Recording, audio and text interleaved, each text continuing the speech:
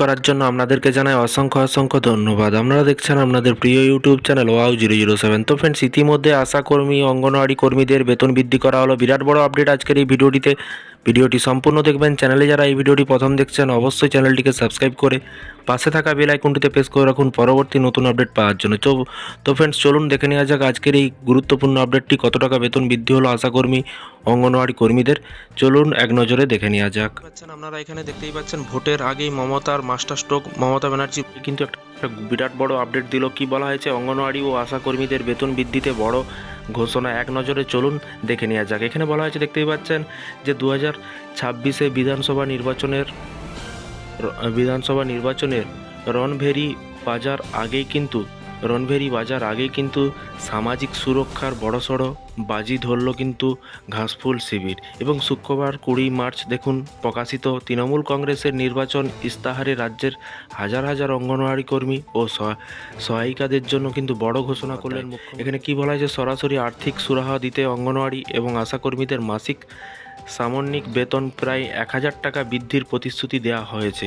1000 টাকা যারা বেতন পাচ্ছিলেন, যেই টাকা বেতন পাচ্ছিলেন 1000 টাকা কিন্তু বৃদ্ধি করা হলো। এর পাশাপাশি বলা হয়েছে, দেখতেই পাচ্ছেন আগামী এপ্রিল মাসের 1 তারিখ 2026 থেকে এই নতুন বেতন কাঠামো কার্যকর হবে এবং পরিসংখ্যান অনুযায়ী কিন্তু 2024 সালে বেতন বৃদ্ধির পর কিন্তু অঙ্গনওয়াড়ি কর্মীদের বেতন বর্তমানে কিন্তু বেতন 9000 টাকা থেকে বেড়ে কিন্তু 10000 টাকায়। অন্যদিকে সহায়িকাদের মাসিক বেতন 6500 থেকে কিন্তু 7500 টাকা করার কথা কিন্তু বলেছেন।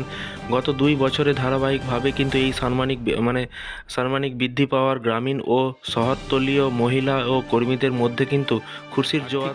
সুবিধার পাশাপাশি কর্মীদের সামাজিক সুরক্ষাতেও কিন্তু জোর দিয়েছে শাসক দল। ইস্তাহার অনুযায়ী কিন্তু এখন থেকে অঙ্গনওয়াড়ি ও আশা কর্মীদের 180 দিনের মাতৃত্বকালীন যখন প্রেগনেন্ট থাকবেন সেই কালীন কিন্তু ছুটির সুবিধা পাবেন।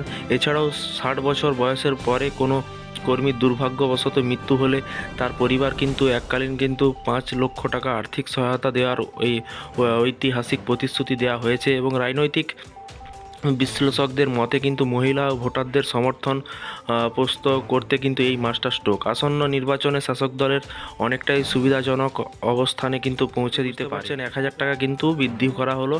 সমস্ত অঙ্গনওয়াড়ি এবং আশাকর্মী যারা আছেন এবং সহায়িকা আছেন তাদের যেটা বেতন আছে তার থেকে 1000 টাকা বেশি পাবেন।